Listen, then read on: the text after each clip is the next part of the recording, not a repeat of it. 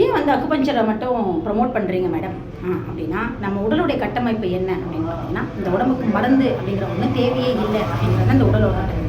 இந்த எல்லா உலகத்தை பிரபஞ்சத்துக்கு எல்லா ஜீவராசியுமே மருந்து இல்லாமல் தான் ஆரோக்கிய நிலைக்கு போகும். சரிங்களா?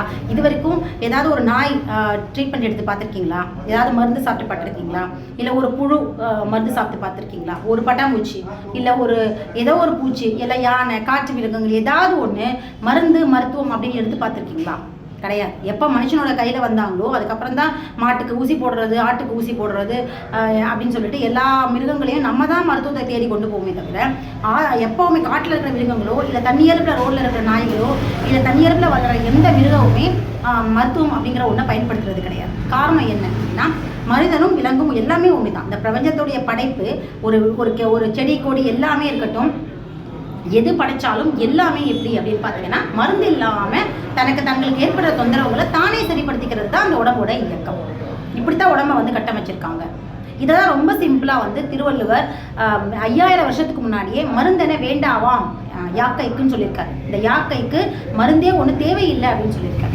அவர் வாழ்ந்த காலங்கள் அப்படின்னு பார்த்தீங்கன்னா, அந்த ஆங்கில மருத்துவம் கிடையாது இல்லையா? அவர் வாழ்ந்த காலங்களில் ஆங்கில மருத்துவம் அப்படின்றது ஒன்று கிடையவே கிடையாது.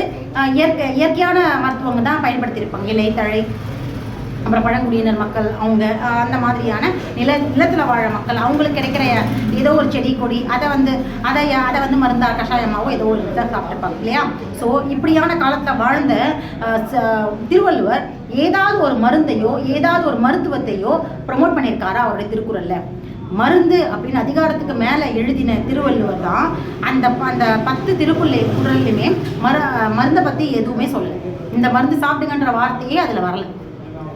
ஒரு திருக்குறளில் கூட மருந்து ஏதாவது ஒரு பொதுவான மருந்து அப்படின்றதும் கிடையாது. இல்லை ஏதோ ஒரு தொந்தரவுக்கான ஒரு மருந்தும் அவர் சொல்லலை.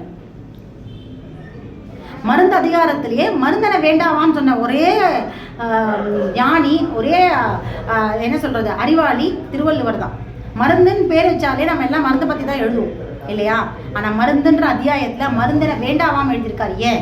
உடம்போட இயக்கம் அவருக்கு தெரிஞ்சிருக்கு, உடம்போட கட்டமைப்பு என்னன்றது அவருக்கு தெரிஞ்சிருக்கு. சரி, இன்னொரு விஷயமும் இதில் புரிஞ்சுக்கலாம் இல்லையா? அதாவது மருந்து அப்படின்னா ஒரு பர்டிகுலர் மருந்தை பற்றி எழுதிக்கலாமே நான் சொன்னேன் இல்லையா? இதுல என்ன புரியுது அப்படின்னா, பொதுவான மருந்துன்னு ஒன்றும் இல்லை.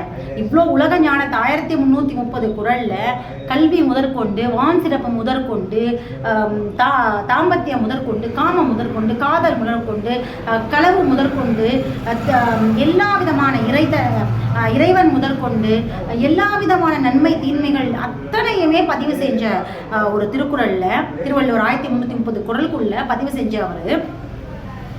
ஏன் வந்து ஒரு பர்டிகுலரான மருந்துகள் பேரை கூட எழுத முடியாது அவரால்? அவர் நினச்சிருந்தா ஒரு குறள்லையும் ஏதோ ஒரு இலையையோ தழையோ ஸ்பெசிஃபை பண்ணி அந்த இலைய தழையை வந்து இந்த நோய்க்கு சாப்பிடுங்க, இந்த தொந்தரவு ஏற்படுத்தா சாப்பிடுங்க அப்படின்னு சொல்லலாம் இல்லையா?